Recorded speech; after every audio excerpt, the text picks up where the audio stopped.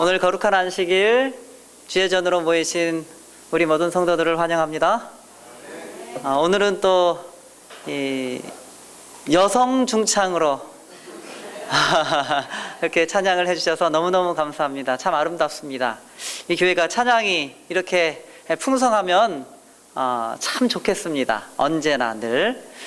그리고 이번 일주일 동안 기도주의를 하면서 이렇게 말씀을 하기 위하여 올라올 때에 이제 우리 장로님들께서 기도를 하십니다. 명예 장로님들이시죠? 원로 장로님이라고 하십니까? 네. 우리 원로 장로님들께서 오실 때에 기도를 해주시는데 하나님 앞에 올라가는 두렵고 떨리는 마음으로 드리는 우리 장로님들의 기도가 전 너무나 은혜로웠고 또 감동적이었습니다.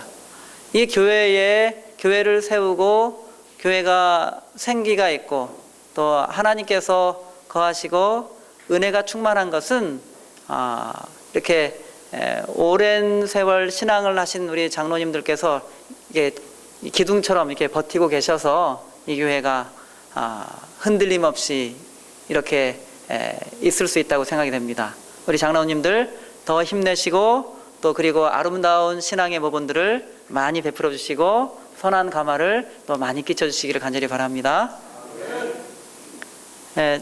월요일부터 이렇게 말씀을 드렸는데요. 사실은 제가 이렇게 월요일부터 드리는 말씀들은 뭐 똑같지는 않지만 제가 보통은 이제 사경회를 가서 그 사경회 간 교회에서 드리는 말씀들이 대체로 이렇게 많습니다. 어떻게 말씀을 드리다 보니까 좀 시간이 좀 많이 지체가 되고 그래서 조금 제가 죄송하기도 하고 좀 부담이 또 됐습니다만은 그러나 우리 성남중앙교회는 하나님의 말씀에 더욱더 관심을 가지고 그 말씀에 의미하는 바가 무엇인지를 더 깊이 생각해 보시기를 원하는 뜻에서 제가 나름대로의 성경 연구 방식을 가지고 연구했던 것들, 생각했던 것들을 여러분들 앞에 이제 펼쳐 보인 겁니다. 거룩하신 영께서 우리 성남중앙교회 성도들이 성경을 읽을 때에 감동하여 주시기를 바랍니다. 이것은 세상의 책이 아니라 하나님께서 주신 거룩한 책이기 때문에 이 책을 펼칠 때부터 닫을 때까지 우리의 마음을 새롭게 해주시고 또 우리가 영적 시야가 열려지고 그래서 영적 사물, 하늘의 사물들에 대한 깨달음이 있게 되기를 간절히 바랍니다. 성경에 대하여 믿음이 견고하고 더 그리고 깊은 이해를 가진 우리 성도님들 다 되시기를 간절히 바랍니다. 사도행전에 있는 말씀입니다. 신약성경 사도행전 6장 8절부터 있는 말씀입니다. 사도행전 6장 8절부터 있는 말씀은 AD 34년에 있었던 말씀이죠. AD 34년. 그러니까 지금부터 약 2000년 조금 더 되는 그때에 일어난 일입니다. 2000년 전에 스데반이 7 집사 중에 한 분이었죠. 성령이 충만한 사람이었습니다. 지혜로운 집사님이었습니다. 근데 이 집사님이 말씀을 이렇게 많이 전했죠. 그때 일입니다. 6장 8절 스데반이 은혜와 권능이 충만하여 큰 기사와 표적을 민간에 행하니 스데반이 나가서 예수 그리스도를 막 전하니까 그래서 그걸 반대하고 미워하는 사람들이 있었죠. 반대파들이 있었습니다. 유대인들이. 그래서 유대인들이 어떻게 했느냐면 리버디노 구레네인, 알렉산드리아인, 길리기아와 아시아에서 온 사람들의 회당이라는 각 회당에서 어떤 자들이 일어나 스데반으로 더불어 변론할세. 그러니까 이쪽 예루살렘 중심으로 각국에 흩어져 있는 저명한 학자들을 불렀습니다. 초청했습니다. 스데반이 뭐 별로 배운 것 같지도 않고 잘 모르는 사람인데 너무나 유능하게 하나님의 말씀을 이렇게 새로운 그 종교라고 해야 될까요? 나사렛 예수에 대하여 너무나 합리적으로 너무나 설득력 있게 너무나 감동적으로 전하기 때문에 그걸 막을 방법이 없었습니다. 그래서 학자들을 부르게 된 거예요.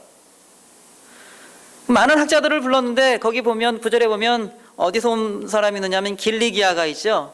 길리기아에서 누가 왔을까요? 길리기아 5사람? 네, 이때 사도 바울이 이때 사도가 되기 전에 바울이 이때 온 겁니다. 스데반을 막기 위하여 온 것이죠.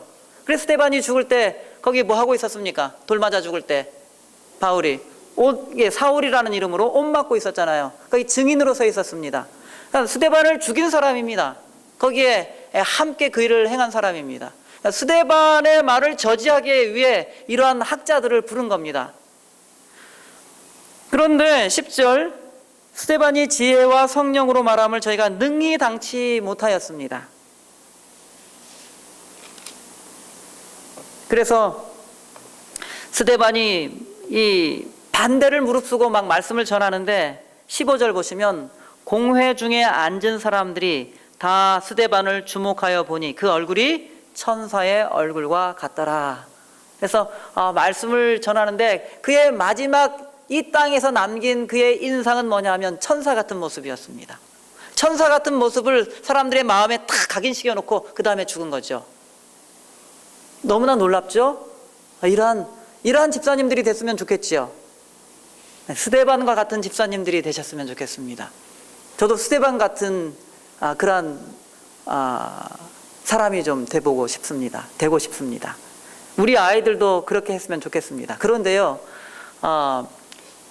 몇 년 전에 2010년이 되기 전에 2007년, 2008년 뭐 언제인지 잘 모르겠습니다만은 그때 반모섬에서 온 편지였나요? 그런 제목으로 이 요한계시록에 대해서 다룬 그 아침 기도력이 있었습니다.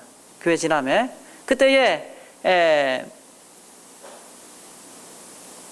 요한도 아주 박해를 받아서 뭐 죽다 살아났고 그 전설에 의하면 끓는 가마솥에 들어갔나요? 그랬는데 뭐 기적적으로 살아났다는 이야기도 있고 사도 바울은 아주 끔찍하게 죽임을 당하죠.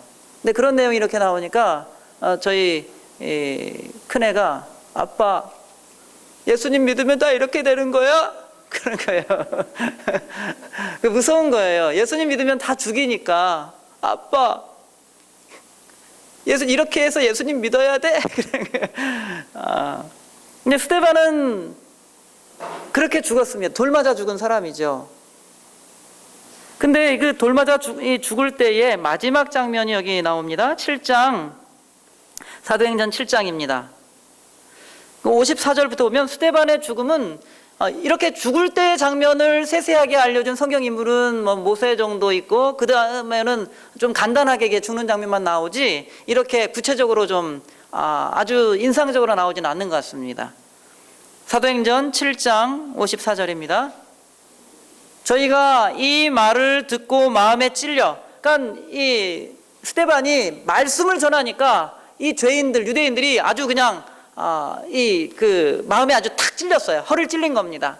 할 말이 없었습니다. 그런데 그 대신 뭐가 났냐면 그거에 이렇게 인정하고 회개하고 그런 게 아니라 도끼를 품고 아주 화를 냈습니다. 그러니까 이 분노가 이렇게 표현되어 가지고 그래서 이 사도 바울 스데반을 막 죽이려고 달려든 것이죠. 스데반을 그리고 죽였습니다. 그런데 여기에 그 이를 갈면서 스데반에게 덤벼들었죠. 55절 스데반이 성령이 충만하여 하늘을 우러러 주목하여 하나님의 영광과 및 예수께서 하나님 우편에 서신 것을 보고 그가 죽기 전에 뭘 봤다고요? 천사 같은 얼굴을 하고 있다가 말씀을 전하고 근데 바로 죽기 전에 뭘 봤느냐면 여기 보니까 하늘을 이렇게 주목하여 봤더니 거기에 하나님의 영광과 및 예수께서 하나님 우편에 서신 것을 봤다고 했습니다. 문이 살짝 열렸는데 그 안에 이렇게 주목해서 바라봤더니 거기에 하나님이 계시고 하나님의 보좌가 있는데 보좌 우편에 예수 그리스도께서 서신 것을 본 겁니다. 그리고는 말하기를 보라 하늘이 열리고 인자가 하나님 우편에 서신 것을 보노라. 자기가 본 것을 이야기했어요. 그랬더니 이게 신성모독이라 그러면서 가서 이게 달려들어가지고 돌로 쳐 죽인 겁니다.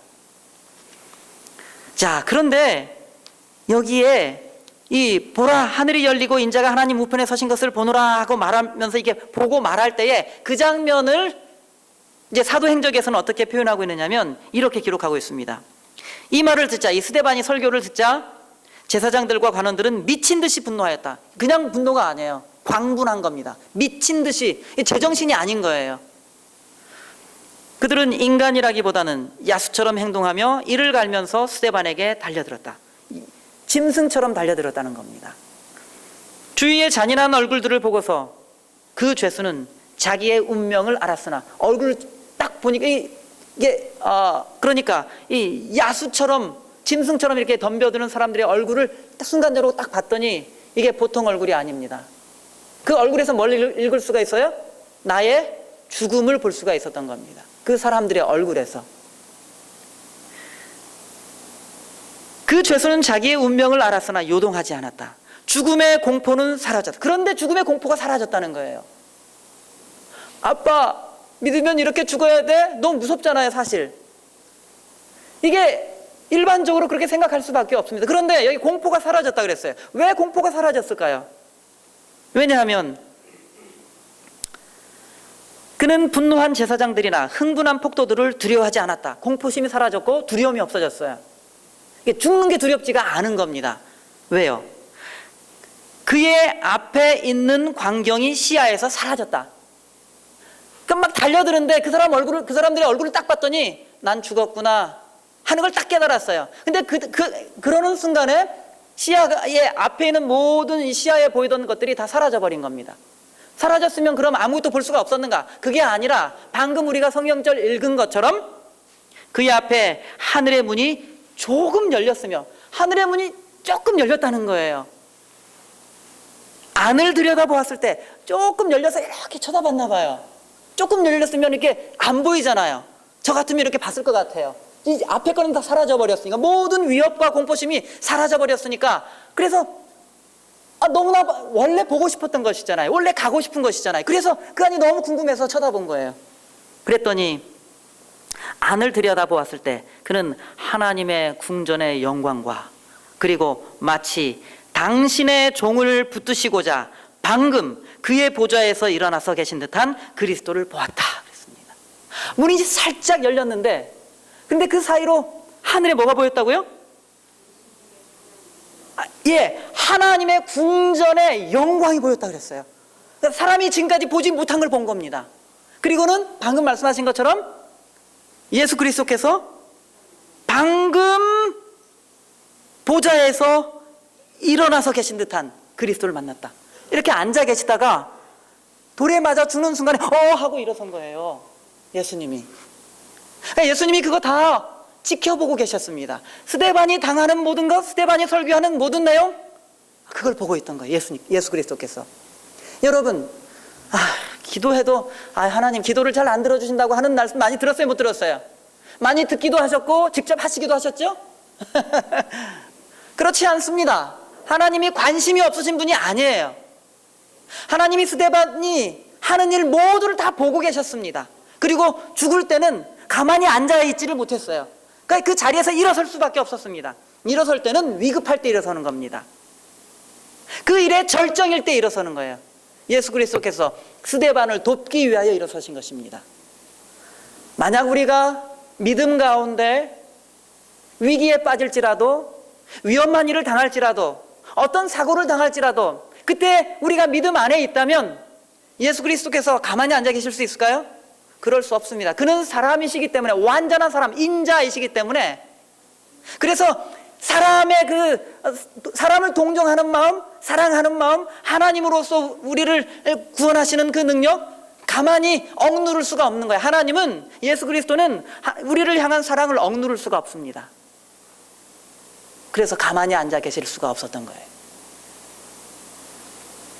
스데반은 승리의 음성으로 보라 하늘이 열리고 인자가 하나님 우편에 서신 것을 보노라고 부르짖었다. 그러면서 모든 공포는 사라지고 무엇만 보였냐면 하늘만 보인 거였어요.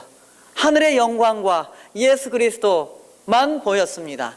그리고 죽은 거예요. 그러니까 어린이 여러분, 어디 있나 어린이 여러분들이 다 하나님께서는 우리를 사랑하시기 때문에 스데반처럼 두려움과 공포는 그것은 큰 문제가 되지 않습니다. 그러면 어때? 라고 생각할 수 있는 거예요. 거기 몰려섰던 사람들이 돌 들고 달려들 때 그 얼굴이 흉악했어요. 짐승처럼. 그런데 두려워할 것이 있다 없다? 없다입니다. 그것이 하늘의 보증입니다. 그래서 그것 때문에 일부러 이렇게 자세하게 적은 것 같아요. 우리를 위하여. 왜냐하면 중세시대를 지나면서 얼마나 많은 사람들이 스데반 이상으로 고통을 많이 당했습니까? 얼마나 많이 핍박당하고 죽임을 당했습니까? 후세를 위하여 이러한 말씀을 남겨두신 것입니다. 창세기 22장에 있는 말씀입니다. 창세기 22장에 있는 말씀 살펴보겠습니다.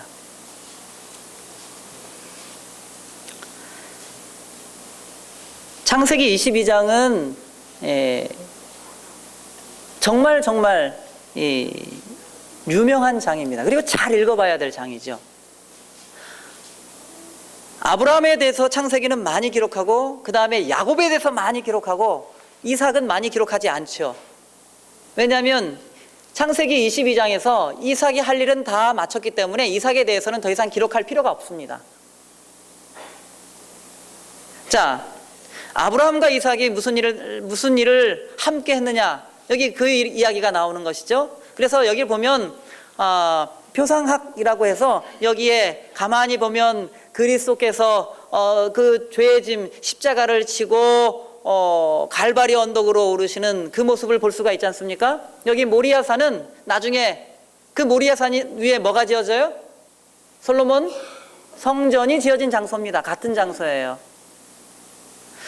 자, 22장 보면 1절입니다. 그 일 후에 하나님이 아브라함을 시험하시려고 그를 부르시되 아브라함아 하시니 그가 가로되 내가 여기 있나이다.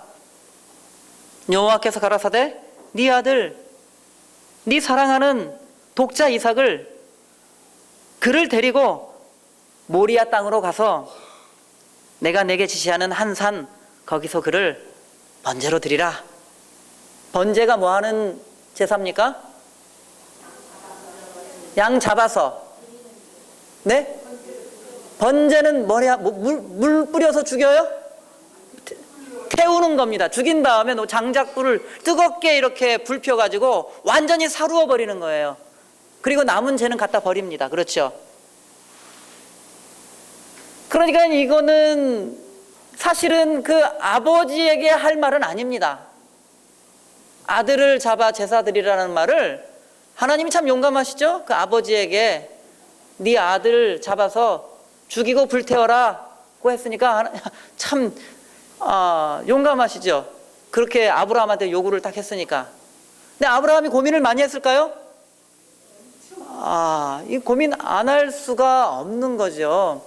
보통 아들이 아니었으니까. 근데 많은 고민을 해서 하다가 도무지 아내한테는 말할 수가 없어서 아내는 생략하고 그리고 일찍 데리고 가잖아요. 아들을. 그렇죠? 아내한테 말을 할 수가 없어요. 나중에 혼나겠죠. 나중에 혼나긴 하는데 어쩔 수가 없어요. 그 어머니의 사랑이라는 것이 아들을 가게 할 수가 없습니다. 그렇죠? 나중에 혼은 나더라도 그래서 말을 못하고 간 것 같아요. 하와가 보통 아내입니까? 막 남편 못 살게 하고 그랬잖아요. 그리고 이스마엘이 쫓겨나기도 하고 그랬잖아요. 그러니까 하갈도 죄송합니다. 사라도 똑 부러진 사람이었습니다. 그러니까 물론 그가 뭐 엄하고 나쁜 그런 아내요 엄마는 아니었지만 그럼 어쨌든 여자입니다. 그렇죠? 네, 그래서 아브라함이 아침 일찍 일어나서 두 사환을 데리고 아들을 데리고 모리아 산으로 가는데 며칠 걸렸나요? 3일 걸렸어요. 그러니까 이게 아마 아브라함이 제 정신으로 이렇게 하루를 보내는 건 쉽지가 않았을 겁니다. 아들이 불행하면 아빠가 행복해요, 안 해요? 아들 얼굴이 찡그려져 있으면 아빠 엄마는 마음이 편해요, 안 해요? 찡그린 그것만 봐도 안 편해요. 무슨 일 당하고 오면 덜컥하죠? 얘한테 무슨 일이 있었나? 그리고 알고 싶고 해결해주고 싶고 그렇지 않습니까? 근데 그게 아버지의 마음이고 어머니의 마음입니다. 3일 동안 아버지는 너무나 괴로운 시간을, 고통의 시간을 보낸 거죠. 그리고는 4절입니다. 제3일에 가는 길이 참 멀고, 그러니까 원래 3일 길인데 아마 아브라함 머릿속에는 그게 3일이 아니고 30일이고 3년이고 300년 같은 시간이었을 겁니다. 그렇죠? 너무 견딜 수 없는 시간이죠. 아브라함이 눈을 들어 그것을 멀리 바라본지라. 아브라함이 눈을 들어서 그것을 멀리 바라봤어요. 근데 이 아브라함이 눈을 들어서 그것을 멀리 바라봤다라고 하는 것을 화해꾼이 이렇게 그 짧은 이 문장을 이렇게 설명하고 있습니다. 아브라함이 여태껏 경험했던 것 가운데 가장 길었던 그 하루가 24시간이 아니에요. 이거는 너무나 긴 하루예요. 고통과 번민 가운데 지나가는 하루. 그것은 천천히 저물어 갔다. 그 아브라함을 너무나 괴롭힌 거예요. 그 시간마저도 아브라함을 못 살게 굴었어요. 그의 아들과 하인들이 자고 있는 동안에 그는 기도로 밤을 지새우며 아직도 어떤 하늘의 사자가 찾아와서 시험은 이것으로 넉넉하며 청년은 아무런 해를 받지 않고 그의 어머니에게 돌아가게 될 것이라고 말해주기를 바랐다. 그러나 그의 고통당하는 영혼에게는 구원이 이르러 오지 않았다. 또 긴 하루와 겸비와 기도의 밤이 지나갔으나 그를 무자하게 만들게 될 명령만이 그의 귀에 쟁쟁하였다. 사단은 가까이서 의심과 불신을 속삭이었으나 아브라함은 그의 암시들을 물리쳤다. 여기 아브라함도 그렇지만 여러분, 우리가 하루하루를 살아갈 때 사탄이 자꾸 우리에게 이 마음속에 암시를 줍니다. 그래서 죄된 것, 악한 생각들이 떠오르게 하나요? 자꾸 그쪽으로 관심을 가지고 그쪽으로 향하게 만드는 것이 마귀입니다. 그런데 아브라함은 그의 암시들을 물리쳤다 그랬습니다. 우리가 아브라함처럼 우리 마음속에 악한 생각들이 자꾸 떠오릅니다. 인간이기 때문에 어쩔 수가 없는 겁니다. 사람이 미워지는 마음 자꾸 떠오른 거죠. 자다가도 떠올라요? 안 떠올라요? 자다가도 일어나서 그놈 나쁜 놈 그러잖아요. 땅을 치면서. 이게 인간의 속성입니다. 자꾸 떠오르게 되어 있습니다. 어떻게 해야 되느냐 하면 아브라함은 그런 암시를 물리쳤다고 했습니다. 그래서 십자가를 바라보라라는 말의 의미를 깨달아야 된다는 것입니다. 그렇지 않으면 늘 여기는 이 마음의 문이 열려 있어서 늘 그런 암시들이 자리 잡아버려요. 나중에는 떠올랐다가 사라지는 게 아니라 떠오르고 여기가 그의 거할 처소가 되는 거예요. 그러니까 아브라함처럼 어떻게 해야 된다고요? 그런 암시들을 물리쳐야 된다라는 것입니다. 그들이 셋째 날에 여행을 시작하려고 하였을 때 북쪽을 바라보던 아브라함은, 잘 보십시오. 그들이 셋째 날에 여행을 시작하려고 하였을 때, 아까 이제 멀리 바라봤다고 했지 않습니까? 그때에 북쪽을 바라보던 아브라함은 약속의 표인 영광의 구름이 모리아 산 위에 배회하는 것을 보았다 그랬어요. 그냥 멀리 모리아 산 쪽을 봤는데 그때 뭐가 보였냐면 영광의 구름이 거기를 배회한 거예요. 영광의 구름 하면 이건 하나님의 임재를 가리키는 말이에요. 배회했다는 거예요. 왜 이렇게 왔다 갔다 했을까요? 왜 이렇게 왔다 갔다, 이게 뭐 같아요? 이렇게 왔다 갔다 하는 거, 배회하는 거. 왜? 가만히 있어도 될 텐데 왜 이렇게 왔다 갔다 했을까요? 누구 때문에 그런 거예요? 아브라함 때문에 그런 겁니다. 아브라함 때문에. 이게 어떨 때 이렇게 배회를 할까요? 어떨 때 가만히 앉아있지 못하고 안절부절할까요? 네? 네. 손주가 태어날 때 그럴까요, 혹시? 네. 이게 하나님에게도 있어서 이것은 매우 중요한 일이었습니다. 아브라함이 믿음의 조상이 되느냐 그렇지 못하느냐 굉장히 중요한 때였습니다. 하나님께서 아브라함에 대하여, 이삭에 대하여 너무나 관심이 많았어요. 그래서 그것을 보고 그는 자신에게 말한 음성이 하늘에서 온 것임을 알았다. 지금도 그는 하나님에 대하여 불평하지 않고 주의 선하시고 진실하신 증거를 생각하므로 그의 영혼을 강건하게 하였다. 이것이 시험 중에 우리가 취해야 될 태도입니다. 어떻게 했다고요? 그의 영혼을 강건하게 하였다 그랬습니다. 어려움에 빠지면 나약하게 되는 것이 우리가 할 일이 아니에요. 어떻게 해야 된다고요? 강건해야 된다는 겁니다. 내 영혼아 강건하자입니다. 어려움에 빠질 때 있지 않습니까? 그렇죠. 내가 도무지 풀 수 없는 일에 맞닥뜨릴 때가 있잖아요. 어떻게 해야 된다고요? 내 영혼에게 강건해야 된다고. 그 강건함은 어디서 오느냐 하면 하나님으로부터 오는 능력에 의하여 강건해지는 겁니다. 우리의 보호자요 피난처이기 때문에 우리가 강건할 수 있는 거예요. 그렇지 않으면 우리는 너무나 나약하고 연약한 존재입니다. 이 아들은 예기치 않게 주어졌으니 귀중한 선물을 주신 분께서 당신 자신의 것을 다시 취하실 권리가 없으시겠는가? 이게 그의 믿음이었습니다. 그때 믿음은 이삭에게서 나는 자라야 내 씨라 칭할 것임이니라는 약속, 곧 바닷가의 모래알처럼 셀 수 없이 많은 자손을 주시리라는 약속을 반복하였다. 그의 믿음은 뭘 반복했다고요? 하나님의 약속을 마음속에서 계속 반복한 거예요. 그러니까 여러분, 힘들 때, 약해질 때에, 무슨 수가 없을 때 어떻게 하라고요? 하나님의 말씀의 약속을 반복하라는 겁니다. 우리의 믿음으로. 아셨습니까? 그렇게 하시기 바랍니다. 이삭은 기적의 아들이었으니 그에게 생명을 준 능력이 그것을 다시 회복할 수 없겠는가? 하나님께서 주셨는데 하나님께서 당연히 회복하실 수 있으시지라는 믿음을 가지고 나아간 거예요. 보이는 것 저편을 바라보며 아브라함은 하나님의 말씀을 붙잡고 하나님이 능히 죽은 자 가운데서 다시 살리실 줄로 생각하였다고 히브리서 11장 19절이 적고 있습니다. 죽은 자 가운데서 능히 살리실 줄. 무엇에 대한 믿음을 가지고 있었어요? 부활 신앙을 가지고 있었어요. 부활. 그러나 하나님 밖에 아무도 그의 아들을 죽음에 내어주는 아버지의 희생이 얼마나 컸는지 이해할 수가 없었다. 이건 하나님만 아는 고통입니다. 이 희생은 하나님만 아는 희생이에요. 아브라함이 그 속에서 고통하고 괴로워하던 그 심정을 아는 이는 누구냐면 하나님밖에 없는 거예요. 천사들은 이거 잘 모른다니까요. 모르는 일이에요, 천사들은. 그래서 천사들은 아주 경이로운 그러한 그 시선으로 이 아브라함과 이삭을 바라본 겁니다. 어떻게 저럴 수 있을까? 사람이 저게 가능한 일일까?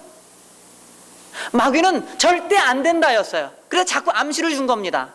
악한 암시. 야, 하나님이 정상이면 그럴 수가 없지. 그 음성 하늘로부터 온 음성이 아니야. 그럴 리가 없어 라고 생각하게 만드는 거예요. 그러니까 마귀는 이러한 일에 반대예요. 이런 일은 일어나서는 안 된답니다. 일어날 수도 없다라는 생각을 가졌던 것 같아요. 그런데 하나님은 아시는 이야기입니다. 이것은 그 아버지가 아들을 죽음에 내어주는 그때의 그 심정은 아버지밖에는 모르는 거예요. 그래서 하나님이 우리 아버지라고 부르기에 적합하신 분입니다. 아버지라고 부를 수 있는 분이에요. 왜냐하면 아버지의 심정을 가지신 분이기 때문에 그렇습니다. 기도할 때 아버지라고 불러야 되는 겁니다. 그렇죠. 그래서 그러한 괴로운 심정으로 이렇게 올라갈 때에 이제 부조와 선지자는 이렇게 얘기합니다. 이 이삭이 아버지에게 아빠, 번제 지낼 때 불하고 나무는 있는데 근데 번제할 불태워 죽일 어린 양은 어디 있어요? 그랬더니 아브라함이 가로되 아들아, 번제할 어린 양은 하나님이 자기를 위하여 직접 준비하실 거야. 흠정역 성경에는 하나님이 자기 자신을 준비하실 거야 라고 번역한 것도 있습니다. 이 결과적으로 아마 그렇게 그걸 보고 번역한 것 같습니다. 근데 천사들은요, 그 대화를 경이스러움으로 바라봤다 그럽니다. 아빠, 번제할 어린 양이 어디 있어요? 하나님께서 직접 친히 준비하실 거야. 이게 아버지와 아들의 대화였어요. 그리고는 이제 그 산에 올라가서, 그런데 정말 아버지 이야기 듣고 갔는데 없는 거예요. 번제할 어린 양이. 아브라함이 설명을 다 했겠죠? 하나님의 명령을. 그랬더니 여기 이 와이프인은요, 이렇게 노쇠한 쇠약한 아버지의 손을 이렇게 거부하고 밀치고 도망갈 수도 있었지만, 이 청년은 아버지의 힘없는 손으로 자기를 결박할 수 있도록 도왔다고 그렇게 기록하고 있어요. 너무나 놀랍습니다. 이것은 아브라함이 믿음의 조상이지만 그 믿음을 누구하고 나눠 가졌냐면 아버지와 아들이 함께 나눈 거예요. 아브라함은 믿음의 조상이었고 이삭은 순종의 조상이었습니다. 믿음과 순종은 같은 겁니다. 그 순종은 믿음이 없으면 될 수 없는 거예요. 아브라함은 믿음이 있었지만 순종도 했잖아요. 믿음과 순종은 같은 말입니다. 저를 믿는 자마다 믿습니다, 이게 아니죠. 그럼 믿음의 증거는 뭐냐? 제가 순종했습니다 라고 대답할 수 있어야 되는 거예요. 믿음의 증거가 있어야죠. 증거는 뭐냐? 제가 행하였습니다 라고 대답할 수 있어야 되는 거예요. 제가 순종했습니다 라고 대답할 수 있어야 되는 거예요. 아브라함과 이삭은 믿음과 순종의 정말 가장 전형적인 이 모델이 되는, 이 모본이 되는 사람들입니다. 그리고 묶었잖아요. 그리고는 이 도살할 때처럼 칼을 이렇게 들고는 양 잡듯이, 짐승 잡듯이 그렇게 내리치는데 그때 하늘에서 음성이 들린 거예요. 자, 그러니까 누워있는 그때 칼을 잡고 그 아들을 이게 잡으려, 이게 잡는다라는 말은 짐승한테나 쓰는 말인데, 번제할 양 잡는 것처럼 이게 잡으려고, 죽이려고 하니까 그때에 여호와의 사자가 하늘로부터 아브라함을 스톱! 거기다 멈추게 한 겁니다. 아주 그러니까 긴박한 순간이었어요. 그런데 여러분, 이게 칼로 이게 찌르려고 할 때에 이 이삭의 생각은 어떤 생각이었을까요? 누워있어요. 결박당해가지고 누워있잖아요. 그런데 이렇게 내려오는데 이삭은 이미 그 마음에서 나는 죽은 사람이다 라고 생각할 수밖에 없었어요. 그는 죽은 것과 똑같은 거예요. 마음속으로는 이미 죽음을 각오하고 죽는구나 하고 있었으니까. 아브라함은요, 미안하지만 사랑하는 아들아, 그러나 내가 하나님께 너를 맡겨야 되겠다. 그리고 칼을 내리치는데 아브라함 마음은 어땠을까요? 이미 그 마음속에는 이삭이 죽은 사람이에요. 이삭은 부활을 경험한 사람입니다. 아브라함은 부활을 본 사람이에요. 부활을 경험한 겁니다.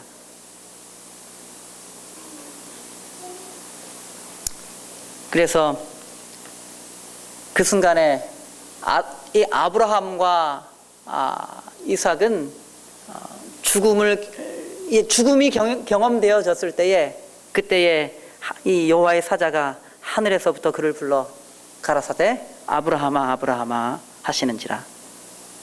아브라함이 가로되 내가 여기 있나이다. 이제 그 도살하는 그 일이 좌절된 거지 않습니까? 그게 멈추게 된 거예요.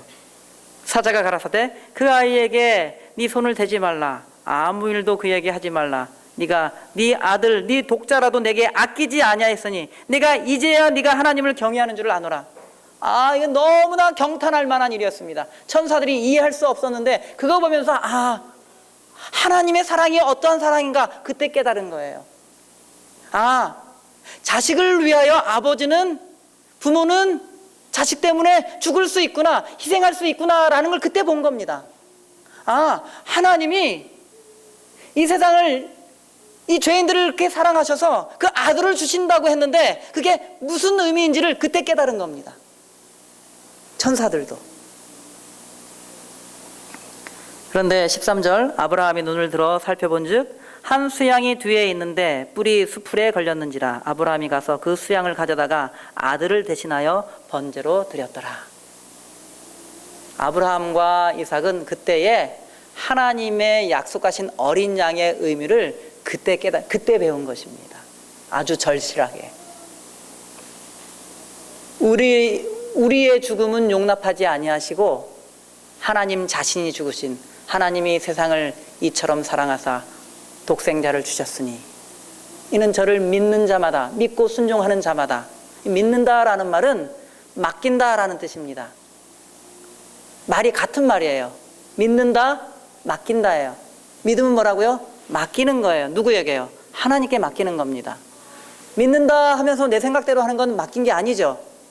마음대로 한 것이죠. 믿는다는 뭐라고요? 맡긴다 합니다. 하나님께 맡겨버리는 거예요. 그래서 내가 할 게 없는 거예요. 그게 믿음입니다. 아브라함은 하나님께 맡겼나요? 하나님께 모든 걸 맡기고 부활을 믿고 그렇잖아요. 살리실 줄을 믿고 죽였습니다. 사실은 마음속에 이미 다 죽은 아들이었고 이미 죽인 아들이었어요. 그렇죠. 이는 저를 믿는 자마다, 아브라함이 믿었고 이삭이 믿었습니다. 아브라함이 순종했고 이삭이 순종했습니다. 처절하게. 이는 저를 믿는 자마다 멸망치 않고 죽지 않았죠. 영생을 얻게 하려 하심이라. 그날 이삭은 생명을 얻었나요? 죽었다가 살아난 사람이 된 것입니다. 그렇게 생명은 얻어지는 것입니다. 그 생명이 믿음으로 얻어졌나요? 예. 성경의 말씀이 사실이라는 것을, 진리라는 것을 이렇게 밝혀놓은 것입니다. 믿음이 살게 하는 거예요. 아브라함과 이삭의 믿음이 이삭을 죽음에서부터 살려놓은 것입니다. 우리 성남중앙교회 성도 여러분, 믿는 자마다 멸망치 않고 죽을 수 없도록 만들어 놓고 영원한 생명을 얻게 하시겠다고 하나님께서 약속하셨습니다.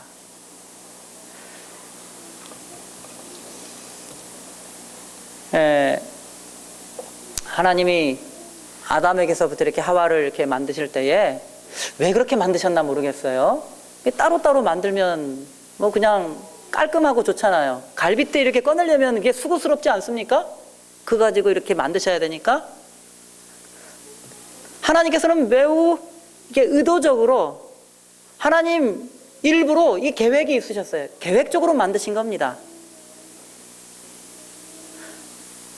그러니까 이 혈연으로 이렇게 아담과 하와 부부 그리고 가족을 이렇게 혈연으로 관계를 맺게 이렇게 해 놓으셨어요. 사랑의 끈으로, 사랑의 줄로 아주 강하게 묶어 놓으셨습니다. 사랑이 기초가 되는 가정을 만들어 놓으신 겁니다.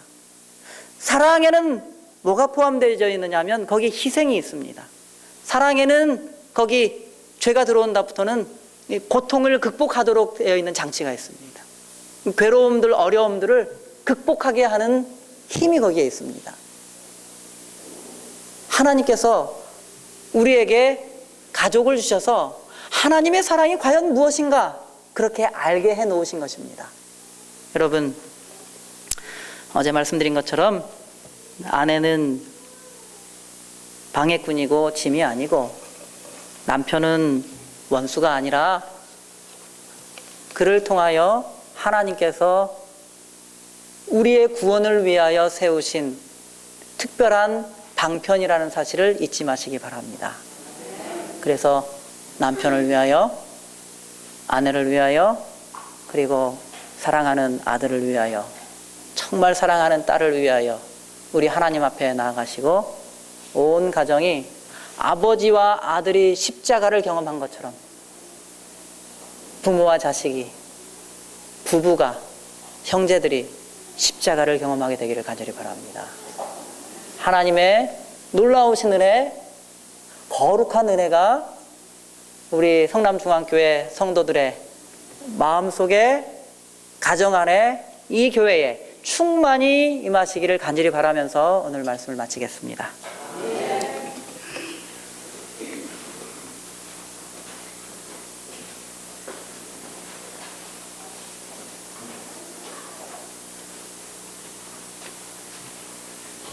마치는 찬미하기 전에 잠깐 광고 좀 하겠습니다. 내일 아침 안식일 학교는 9시 20분에 시작한다고 합니다. 몇 시에 시작한다고요?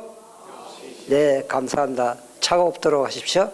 다 함께 일어서셔서 마치는 찬미 468장 부르신 후에 말씀 주신 우리 목사님께서 축도하심으로 우리 이 정배를 마치도록 하겠습니다.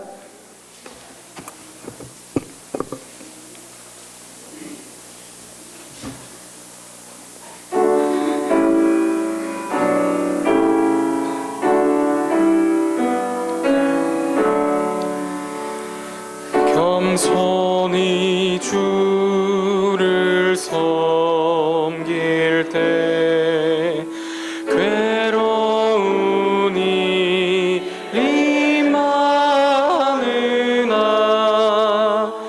구주여 내게 힘주사 잘 감당하게 하소서. 인자한 말을 가지고 사람을 감화시키며 갈 길을 잃은 무리를 잘 인도하게 하소서.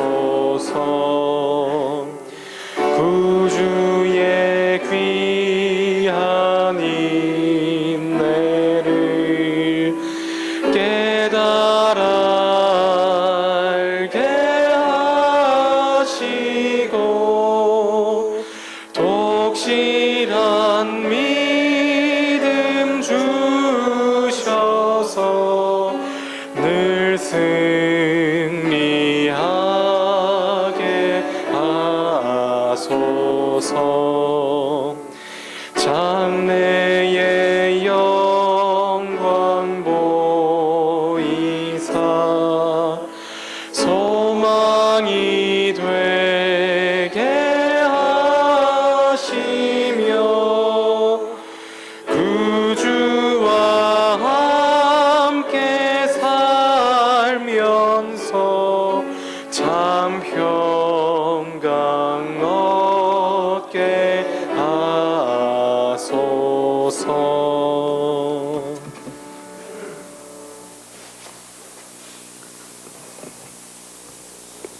하나님 우리 아버지, 오늘 스데반을 통하여 아브라함 부자를 통하여 하나님께서 우리에게 얼마나 관심 있게 지켜보시고 우리 가까이 계신지를 보여주셔서 감사합니다. 하나님이 저희들에게 얼마나 큰 기대를 갖고 계신지 주님 하나님의 마음을 알게 해주셔서 감사합니다. 하나님, 그 아버지와 아들을 통하여 하나님께서 무슨 일을 이루셨는지 저희들에게 가르쳐 주셔서 감사합니다. 하나님, 저희들도 부부와 자녀가, 가족이 함께 십자가를 경험할 수 있는 믿음을 주시옵소서. 하나님, 우리에게 다가오는 고난과 어려움들을 회피하지 아니하고 정면으로 맞설 수 있도록 도와주시고, 하나님, 아브라함이 승리한 것처럼 믿음으로 우리가 맞서 싸워 이길 수 있도록 도와주시옵소서. 우리 자녀들이 십자가를 경험할 수 있도록 도와주시옵소서. 하나님, 가정에서 경험하는 십자가, 하늘 가는 길, 예수 그리스도께로 가는 길, 예수님께서 먼저 가신 길, 그 길로 우리가 좁고 험해도 하나님 매일매일 따라갈 수 있도록 도와주시옵소서. 저희들에게 판단력을 주셔서 우리가 예수 그리스도의 길만 쫓아갈 수 있도록 하나님 도와주시옵소서. 우리 성남중앙교회의 모든 성도들 하나님 열심히 최선을 다하여 마음을 다하고 뜻을 다하여 하늘을 찾고 구하며 하나님께 의지하는 우리 귀한 백성들 다 되게 하여 주시옵소서. 이제는 이 안식일 저녁 하나님 주님 안에서 참으로 아름답고 또 행복함이 있는 안식일 저녁이 되기를 원하오니 그리고 우리가 쉴 수 있는 편안한 밤이 되기를 원하오니 하나님께서 도와주시옵소서. 예수님 이름으로 기도드리옵나이다. 아멘.